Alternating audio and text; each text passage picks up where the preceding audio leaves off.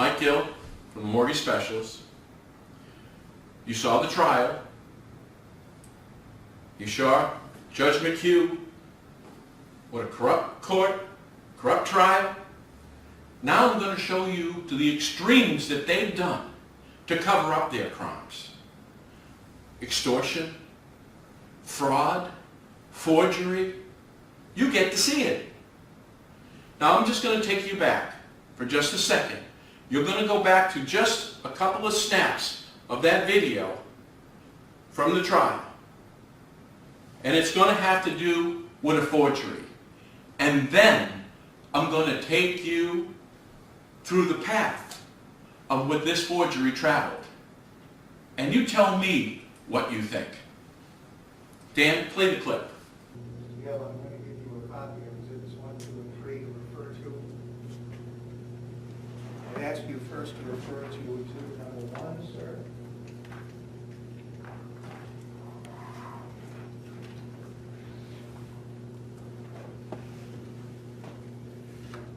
Would you please confirm for the jury that as your signature on page 3 of Exhibit 1? It's not. We can move on. It's not your signature. 100% it's not. Whose is it? You got me. I only have about 1,000 signatures over there. Match this one up with one of them. I went home after court thinking about that forgery. And why? And I figured it out. It was more of a release than a fee agreement. They knew from the very beginning they were going to commit fraud. That's why it's forged. And the forgery itself, a third grader could forge my signature, unfortunately. This wasn't even close. How could they even make such a mistake? You know why? It was the first document you would have had signed. They didn't know my signature. And then there was the insistence of the mailing. Why that? It's because he couldn't say that he saw me witness it. Because if it is a forgery, he would have been lying and he could have been trapped. These guys are pretty difficult to put in a corner. So he says he mails it. Are we to assume, now that we know it's a forgery, somebody went in my mailbox, took out that document, forged it, signed it, and mailed it back to him? They were in financial trouble. They couldn't take a chance for me to read this agreement and say, what the hell is this? That's why it was forged. And you know who forged it? And we have many figures proving it. It was Dollar Sedgwick herself. So they worked in conjunction together. In fact, if you look at the fee agreement, it refers to one other document. And we have that document. And guess what? That's the forgery too. By the same person, clearly. Well, then it hit me. They're going to have a mistrial. They can't keep going. I went to court this next morning, as you're looking at right now, knowing that they were going to kill this case right then and there. They had to shut us off, and that was it. Watch what happens. Your Honor, he just presented a forged document that I can clearly prove was forgery. And then we can go on why they forged it. I never saw this document. I can make a statement now, Your Honor. You can make a closing statement, I suppose. You have one more shot at them. You can make a this is, I'm telling you, I believe this is criminal. I believe you didn't make it very clear to me it was this. Mr. Hilliard asked me a question. We only have two parts of evidence, the bills and that agreement. The signature is so far off in this agreement, it is comical. You know why? It's the first agreement I would have signed with them. They didn't know my signature. Why? You remember Mr. Ross testifying? We don't make any promises. I was a multi-millionaire. They were in a recession. They took that with the intent of making millions and not having me go after them. I never saw that document. Now, you want to know? He said that he mailed it. Your Honor. It was the same pen. Can we stop for a minute? Go ahead, what's your position on this? I object to everything that's going on, Your Honor. It's inappropriate, and I'd like to make a motion outside the presence of the jury. Come up for a minute. I want to tell you this, I want a order right now to have that document preserved. And I would like that document in the courtroom tomorrow. Because we're going to find out that Mr. Ross signed that document. And the reason why that was that they did what?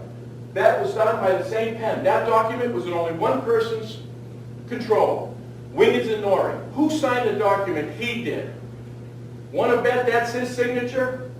So the first act in this whole divorce was fraud. Was forging my name because they knew they were going to rob us. It's that simple. The same pen signed the agreement. And you can see it's not mine. They never saw my signature. This whole, and the piece of evidence was the bill and this. They are trying to get Mr. Ross off on a mistrial right now. I want you to know that's what's going on because we caught them bold. Come up for a minute. And I want a preservation order on that agreement. That is the principal part of their evidence. And it's fraud, and it's forgery, and they know we can. Now the video you just saw was a trial that happened on March 24th. And then the next day, the 25th. And what you hear is me speaking that evening on the 24th, knowing what was going to happen in the morning. But that brings us to today.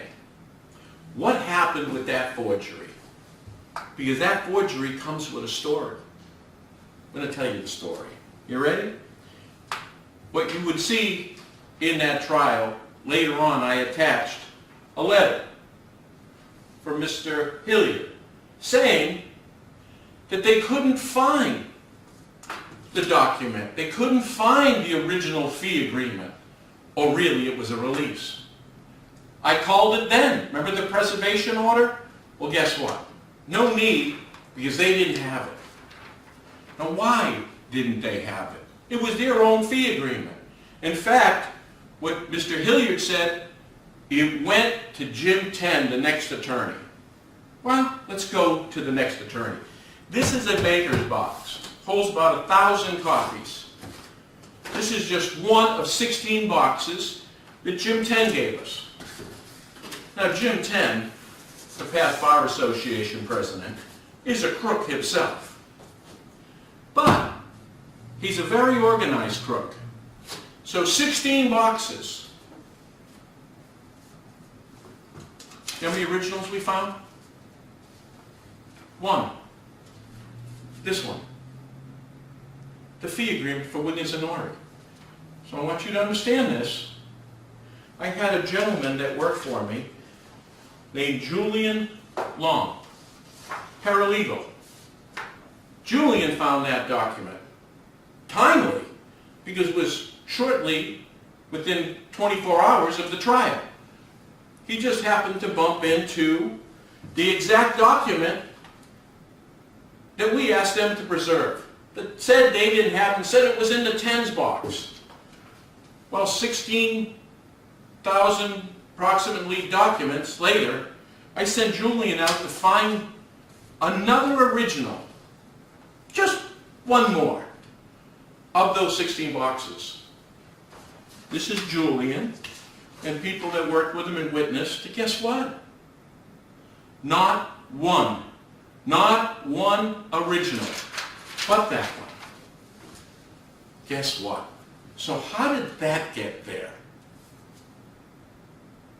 At the same time, I've had my controller, who's been my controller for 30 years. She announced on the same day, oh, maybe I signed it. Really? She's only known my signature for 30 years. She doesn't sign it that way. We got Julian finding it, my controller saying she might have signed it the same day where the past expert, forgery expert, calls me up saying, oh, maybe it is Lisa, and then I question her and say, I know that it's not. I know my signature. Lisa knows my signature. You know how fast she changed her story? You know how fast she started saying Donald Sedgwick, and I don't want to get involved, and I have another big case? Guess what? They got to the expert. You see, my paralegal, Julian, they gave him the document, the plan. They couldn't have it. And I'll tell you why in a second. Chain of custody. See? It was theirs. I fired Julian. Before I did, I asked him. You know what Julian said to me? I'm a good person. I didn't want to do this. This wasn't what I wanted. Then asked me if he was leave, and he left. Now you think about that. Lisa Tracy, she was terminated too that day. Now, you don't want to know why they did it? Why Lisa did it? Lisa's husband got in trouble 4 or 5 years ago. Quite frankly, they could have gone to jail for 20 years or so. He didn't. You know who got him off? Shaheen and Gordon. You know who solicited them when they were in trouble? R.P. Saunders. Remember R.P. Saunders from Shaheen? This is how the extortion works. They threatened by taking her children away. If she would destroy evidence, hire attorneys that they gave them that were criminals. Give them a heads up on everything we do. And the latest was, tell them you wrote it. See? That's extortion. That's the window of darkness of who these people are that they don't want you to see. This is a person that I felt like a sister. This is who they are. Julian didn't come here to do this. They made him do this. Now you want to know why? Voila! We have an original. The one they tried to sneak in here. And you know why? I want you to take a good look at the original. You're going to see that it was done by a felt pen. Top and bottom. Guess what? They couldn't have you see this. It would have been done at the same time. And now that this is a forgery, it would have brought it down to them. Right. The people who use the same black felt pen. I want you to ask yourself, when's the last time you used a black felt pen? Never mind, 2 of us. So now you know why they did it. Now you know the leverage and to the level of these people will reach out and do. There was the president of Wiggins and Norrie. This is Judge McHugh. This is Hilliard, the president of the Bar Association. And don't miss this. It's the extortion arm of this organization of crime. Is the Shaheens. Is turning around and saying, do you want your husband to go to jail? Do you want your babies to be taken from you? That's who they are. You think about that. That's that leverage. Why don't we ask Julian under oath who strong-armed him? I'll tell you who it was. I'll show you who it was. This is a common occurrence of how they operate. You've got the proof, you've got the facts. Before I close, I just want to give you a trifecta of crime. I want you to go back and refer back to the last video where the felt tip pen on both signatures. That means this was completely fraud on the court. So we'll call that forgery. But we're not done. How about bribery? How about political bribery? John Byrd, representative in New Hampshire. I had a meeting with him June of last year. Dick Gagnon from the Regress Committee was also in that meeting. That meeting, John asked me if I thought it was bribery if Shaheen was willing to forgive his bill, his legal bills, him getting legal advice for free. He owed $7,000 at the time. And if this isn't true, well then go back to June of last year and see if he didn't owe Shaheen $7,000. which also means you sold pretty cheap. So the answer I gave you then is the answer I give you now. Yes, John, it is bribery. What? So he gets your vote? We're not done. Shaheen again, bribery. Let's go with extortion. All right? I want you to take a look at this check. It's for $100,000. And if you look here, and we'll superimpose it, you'll get to see it. It says for a traffic intersection only. It was a traffic light. Any other use would be unlawful. It says so right in the check here. Now, this check was dated 12/19/06. You know who forced me to pay it? You keep pushing me to pay it? R.P. Saunders from Shaheen's office, under Bill Shaheen's instructions. You know who got the $100,000? Because guess what? There is no traffic light. There never could be. I talked to the people who created the traffic study. Couldn't happen. They stole the $100,000. What's the bet? And we're going to find out, because I'm going to sue the city of Haverhill, that this 100 went into Bill Shaheen's pocket. But people who don't understand the word extortion, that's extortion. That's the strong arm of organized crime. Now, I'm speaking to Scott Brown, who decided to come to New Hampshire after being in Massachusetts and losing an election. Well, being from New Hampshire for my whole life, you and I both understand, citizens of New Hampshire, that that's difficult to do, to come into our state and call it home after a few months. Unless Scott Brown knows something. And unless he's a moron, he does. He knows what I'm saying here is true. And he knows Shaheen's in trouble. One of two things. One, he knows, now, did they cut a deal to have Shaheen maybe resign and not run? Watch. When